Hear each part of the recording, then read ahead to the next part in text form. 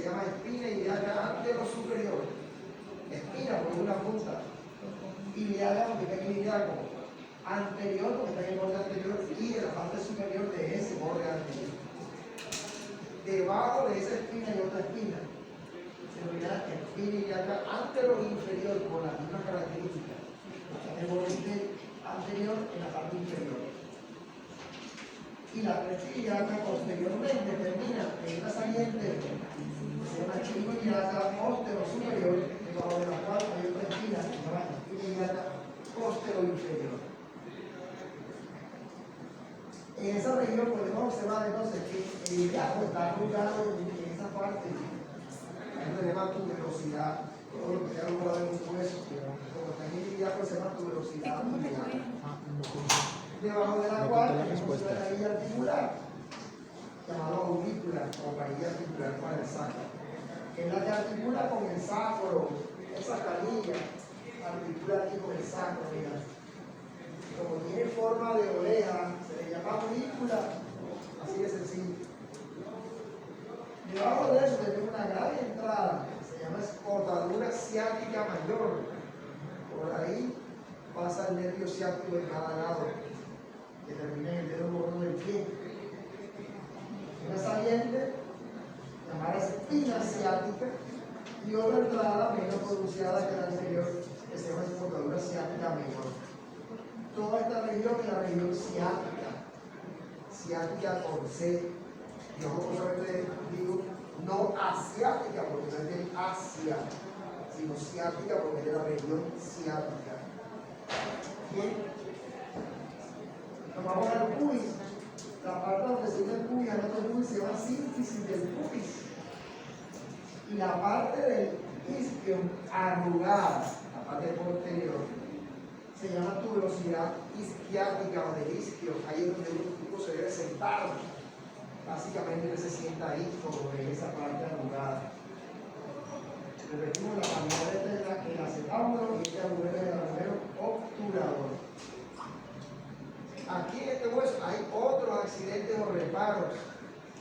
Usted lo consigue en el atlas perfecto, ¿verdad? Eso básicamente. ¿Quién de ustedes entra a la base del árbol? ¿Quién ha entrado?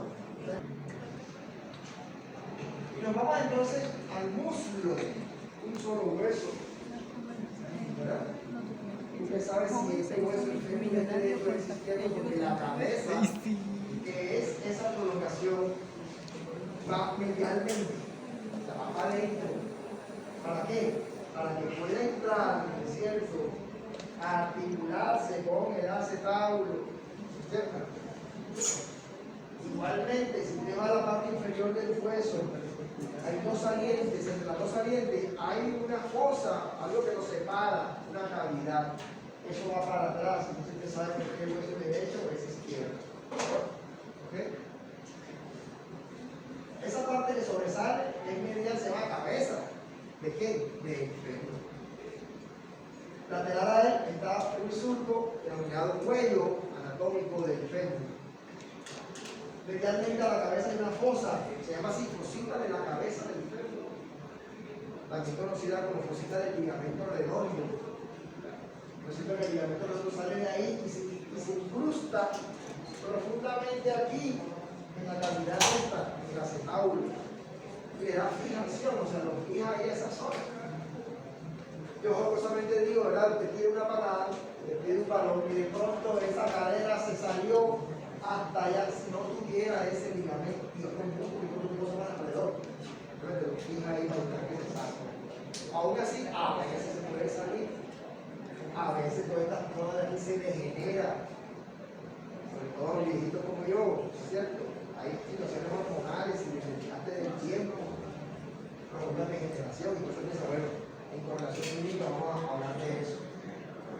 Después tenemos dos salientes, ¿verdad?, que están arrugadas, se le llama tuberosidad. Una más grande, lateral, y una menos grande, más pequeña, que es posterior. A eso se le llama tuberosidad mayor y menor del fémur. Así como el útero, que es una tuberosidad mayor y otra menor. Estas tuberosidades también se les denominan trocantes. trocánter mayor y menor, de cualquiera de las dos formas que puede llamarla. Como estamos en el fémur y es una saliente que está arrugada, acuérdense que eso se llama tuberosidad, y como ella es más grande, es mayor en el fémur, y la otra menor en el fémur, porque es más pequeña. Si no se acuerda del nombre, ese trocánter, ¿verdad? Entonces, si usted mete el dedo por la tuberosidad mayor en la parte interna, el dedo cabe ahí, entonces encuentra una fosita. Como cabe ese dedo, se llama fosa digital o fosa trochanteria. ¿Sí? En la parte inferior del hueso hay dos salientes que se llaman cóndilos.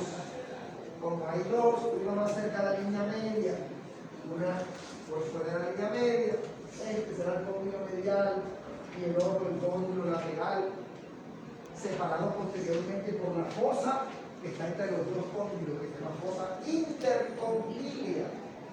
¿Verdad? Muy bien, esa parte anterior del extremo inferior se llama tróclea femoral. Ahí es donde se incrusta la rótula. ¿Ok? Esa tróclea femoral, mira aquí, mira. Si te escucha esto, esa es la tróclea. Tiene un espacio, el lateral, más grande que el medial. ¿Por qué? Porque la cara posterior de la rótula, ¿cierto? El espacio lateral es más grande, es más amplio, para que sea congruente y pueda entrar allí. Entonces, de esa manera es que usted puede reconocer la rótula, porque la cara posterior, ¿cierto? Tiene dos carillas articulares, la lateral es más grande. Si la lateral es más grande, significa que es de ese lado, del lado, ¿verdad? Que es más grande, el lado derecho. De que sea así, del lado izquierdo, sin la lateral de la izquierda, para que sea congruente acá. ¿Okay? La articulación, además de eso, está conformada por otras estructuras. En la rodilla, por ejemplo, tenemos dos huesos, hay meniscos, hay ligamentos, hay músculos que pasan por ahí, hay grasa. O sea, que no solamente hueso con hueso. Bien. Por fuera del cóndilo medial y por dentro del cóndilo lateral encontramos otras salientes que se llaman epicóndilos, de acuerdo, ¿verdad? A la disposición, así se nombra, epicóndilo medial y lateral. Y el borde posterior se llama línea áspera, el cual se bifurca inferiormente, delimitando este triángulo que hay aquí. Esa bifurcación inferior da unas crestas o líneas supracondíneas, porque está encima de los cóndilos. De hecho, la que va para el cóndilo medial se llama línea supracondílea medial y la otra línea supracondílea lateral. Y delimitan esos músculos de la corva, la parte posterior de la rodilla. Región poplítea se llama, poplítea. Esa de ahí. Esta región tiene que cuidar, mira. Eso aquí detrás de la rodilla, ¿verdad? Superiormente la línea áspera se trifurca, o sea, se abre en tres líneas. Una que va para el trocánter mayor, con velocidad mayor, se llama línea glútea, porque ahí se inserta el glúteo. Una que va para el trocánter menor, con velocidad menor, se llama línea pectínea. Y una que va para el borde medial, que se llama línea del vasto interno.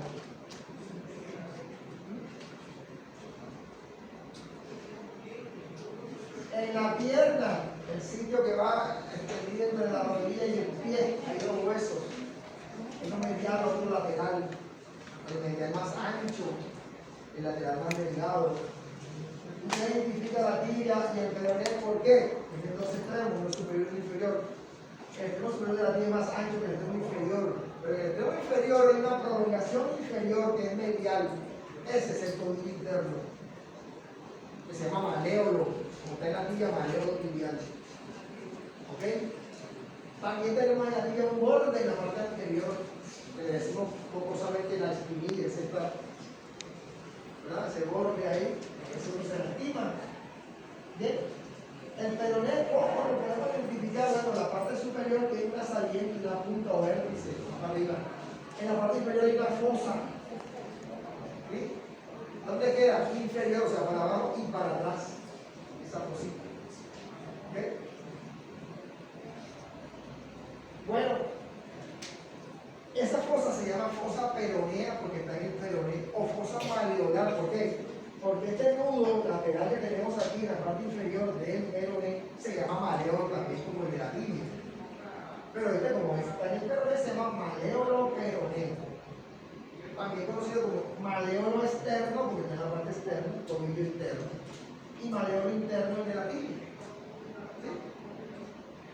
La parte superior, donde coinciden los cóndilos del fémur, también se le llama cóndilos a la tibia. Cóndilos tibiales, o mesetas, o platillos por su forma, parecen unos platos. Desde luego hay un cóndilo medial, si el maleolo medial es este, el cóndilo medial será este, y un cóndilo lateral. ¿Sí? Entre los dos cóndilos hay un par de espinas, o eminencias de la tibia, o espinas tibiales, que delimitan una fosa anterior y una fosa posterior, llamada fosa preespinal, y la de atrás retroespinal. ¿Ok? En el extremo superior del borde anterior de la pierna encontramos una tuberosidad que se llama tuberosidad tibial. Ahí se inserta este tendón, es el tendón del cuádriceps, ese de acá. Si usted hace una especie de examen con una fila de reflejo, toca ahí y las rodillas así, ¿cierto? Cuando toca ahí en esa zona de aquí, ese tendón. El peroné, la parte proximal es la cabeza y la punta, se le llama así punta o vértice. También se conoce como apófisis estiloides. ¿Ok? La fosa mayoral y el maleolo peroneo. Bueno, entre esos dos huesos hay una membrana interósea, como en el antebrazo. ¿Sí? Una membrana pilosa que ayuda a los movimientos. El pie, por su parte, tiene 3 regiones. El tarso, que tiene 7 huesos, el metatarso con 5 huesos y las falanges con 14. En el tarso está la mirada, ¿cierto?, desde lateral, este superior y este inferior. ¿Cuáles son los huesos del tarso? El más grande, el calcáneo, el más posterior. El del talón. Encima de él, astrágalo. Una canilla articular aquí para que el extremo inferior de la tibia, este extremo inferior se articule allí. El tobillo se pueda mover, ¿cierto? Delante del calcáneo tenemos al cuboides por su forma, parece un cubo. Delante de la astrágalo tenemos otro, se llama escafoides, también conocido como navicular por su forma de nave, que nos dicen los que saben de esto. Delante de ese navicular encontramos 3 huesitos llamados cuñas o cuneiforme, entonces que se vean aquí, esta es la línea media. En el pie los huesos se nombran de medial a lateral, en la mano de lateral a medial. Desde luego hay 1, 2 y 3 cuñas, o sea que esta sería la línea media a medial, la otra sería la intermedia y la tercera sería la cuña lateral, cuña o cuneiforme. Los huesos del metatarso son 5.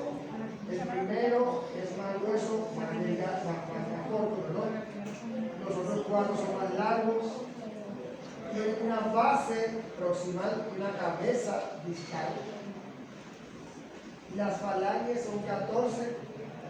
En los últimos 4 dedos son 3 falanges, proximal, intermedia o media y distal. Aquí se le llama primera, segunda y tercera, en orden de arriba a abajo. El primer dedo, como ya dijimos, ¿no es cierto?, se nombra medialmente, solo tiene 2 falanges, proximal y distal. El primer dedo también se le llama alus, con H, alus, con L, H, A, L, U, X. Primer artejo o dedo gordo. A los demás le dicen segundo dedo, tercero, cuarto y quinto dedo, o segundo, tercero, cuarto y quinto, artejos. Es válido. ¿Sí? Entonces aquí en el pie no hay pulgares ni meñiques, ¿ok? Una pregunta. ¿Sí? Con respecto en qué huesos es más probable que haya una luxación. En cualquier hueso puede haber una luxación, porque en cualquier hueso puede haber una luxación porque es la salida de un hueso, depende de qué lo causa. O sea, una construcción, pues en cualquier lado. Pero, estadísticamente hablando, por ejemplo, y dependiendo cuál es la actividad, la ocupación de cada persona, la articulación acromio-clavicular, que es la articulación, ¿verdad?, más externa, claro, de la clavícula con la escápula, se usa muy a menudo, dependiendo de lo que hace el individuo.